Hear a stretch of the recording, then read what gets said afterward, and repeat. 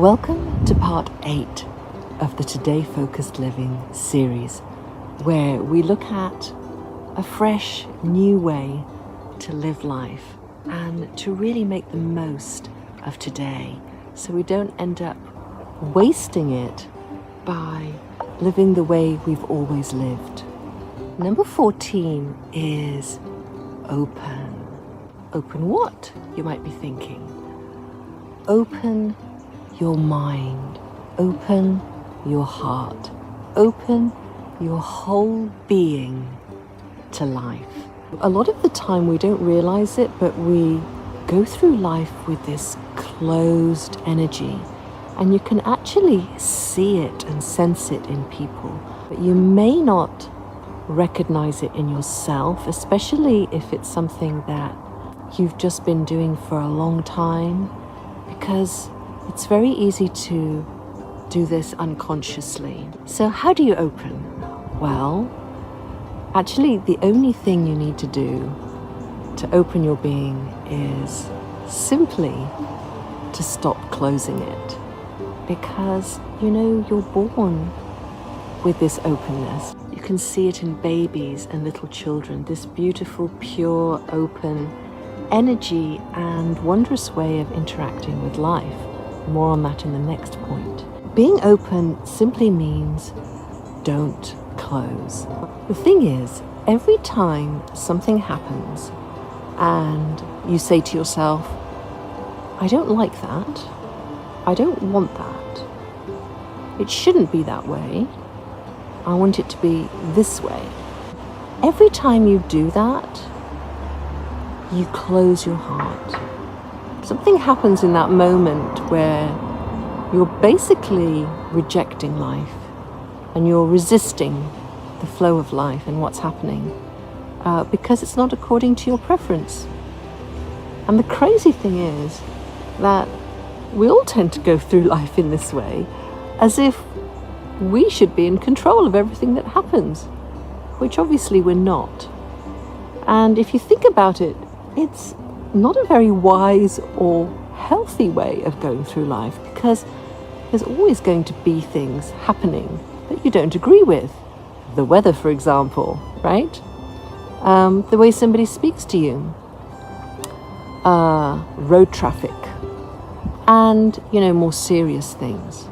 Being open means really waking up to the resistance that you have in your being.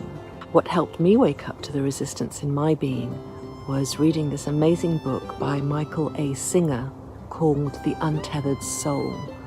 I highly recommend reading that book because he explains it so well.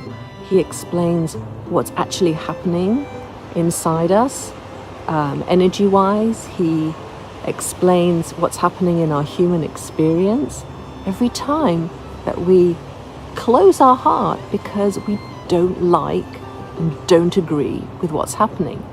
Now, this doesn't mean that you need to stay in an unhealthy situation or that you need to approve of all the things that are happening, or even that you need to like everything that's happening. You don't need to. The point here is to recognize all the times that you're closing your heart throughout the day. Simply by realizing what's happening, you can then have a choice and be empowered to keep your heart open and keep your mind open and keep your entire being open. Being open is something that can transform your life pretty much immediately, because it means that you move from reacting to everything to responding in a more wise and empowered way, because you see what's going on. Learning to be open to life is such a blessing. It's such a blessing. You'll start to notice how much everyone complains about everything, and you'll see that it's not helpful in the least. In fact, not only is it not helpful, it actually makes your experience of life quite unpleasant. You know, it's no fun going through life complaining about everything and wishing it were different. The thing is, everybody's doing that, so it's very easy to just join in, you know, the herd mentality, as they call it. There's also something really beautiful about having an open energy. You can sense it in others, and people can sense it in you, and it's very attractive and magnetic. You know, when someone has an open energy, they tend to be friendly, they probably smile more, they give you attention, they're more present, and they listen when you speak, and you feel that you can be real with them, you can be yourself with them, you can be honest with them. And that's a beautiful thing, to go through life with this openness, this open energy. You really become a gift to those around you and to the world, really, by being this way. Number 15 is play. Once upon a time, you were a little baby and a small child, and you went through life in a very different way. You had a very playful attitude towards everything. You would be fascinated with the feeling of your hands splashing on the water, or when you went out for a walk, you'd notice everything about nature. You wouldn't be afraid to experiment with paint and any kind of materials that you could create with. You'd just enjoy being outside. You'd enjoy playing with the Tupperware in your mum's kitchen cupboard, and with an empty cardboard box and pine cones that had fallen from the tree.